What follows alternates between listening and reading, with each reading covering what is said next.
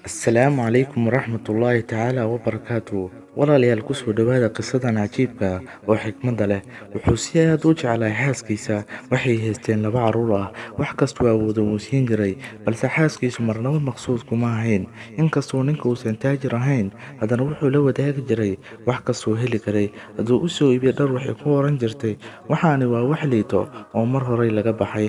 Ninku wuu dhowracdayn jiray xaaskiisa, wuxuuna ku oran jiray, maalin ayaan taajir noqon doonaa, waxaan kuu iibin doonaa dhammaan waxyaabaha qaaliga aad u baahan tahay. Haweeneydu marnaba taleefanka ma wici jirin, ilaa ay mar wax ka codsanaysa maahe. Hadduusan u fulin karin codsiga, waxa kaliya ay samaysay waa in ay muranto maalmo, marna ay dagaalamto. Galab asigoo shaqadiisa ka imaaday ayuu u soo iibiyey 1 kiilo hilib ah, asigoo faraxsan oo isleh, xaaskaada ka yaabi maanta oo caawa reerka si fiican ha u casheeyaane. Kolkuu guriga gaaray oo tusay xaaskiisa hilibka, waxayna ku tiray eryadan ah, nin baad sheeganaysaa oo 1 kiilo hilib ah guriga keenaya, masaliid baa taalo oo wax kaloo lagu dara miyaa yaalo. Kadibna banaanka ayay ku tuurtay hilibkii. Ninkii aad buu u carooday, balse wuu isdejiyey, wuxuuna is yiri, marnaba hoos ha u dhigin jacaylkaad reerkaaga u qabto. Maalin ayuu xanuun badan ka dareemay cagta bidixda, kadibna buro weyn ayaa ka soo baxday. 3 bilood kadib, markii aad u weynaatay, xanuunkuna ku batay, ayuu isbitaal tagay, waxaana laga helay kansar. Wuxuu ahaa sabool aan awoodin daryeel caafimaad oo wanaagsan. Inkastoo aad u xanuunsanaa, haddana wuxuu isku dayay inuu mar kasta uu awoodo inuu reerkiisa quudiyo. 2 sano kadib, xaaladdiisu way ka sii dartay, waxaana la dhigay isbitaal. Lugtii ayaa qalliin lagu sameeyey oo laga jaray, laakiin nasiib darro, waxay ahayd xilli dambe.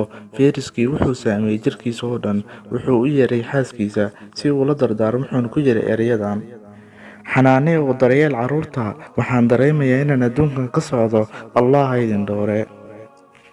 Wuxuu neefsaday tiisii ugu dambeysay, wuuna geeriyooday. Haweeneydii labadiisa carruur waa ooyeen. Maalmo ayay baroordiiq ku jireen. 2 bilood kadib ayay xaaskiisa booqatay qabrigiisa.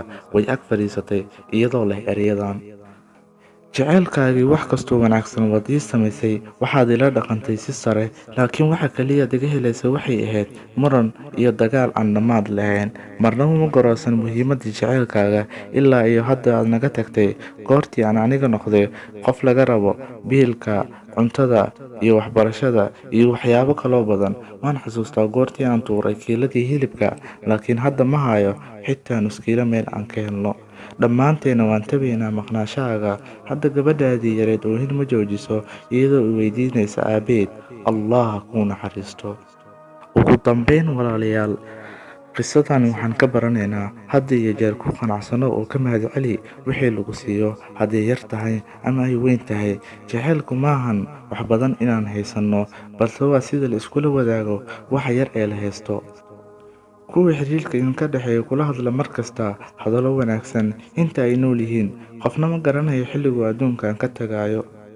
Marnaba ha ku ciyaarin dareenka qofku jecel, ha dhaawicin qalbigooda, sababtoo ah hubaanshii maalin inaad baraarugto ayaad garan doontaa intaad dayaxa weyday kolkii aad xidigaha tirinaysay. Haddaad ka heshay walaal muuqaalkan, la wadaag asxaabtaada intaad jeceshahay. Mahadsanid.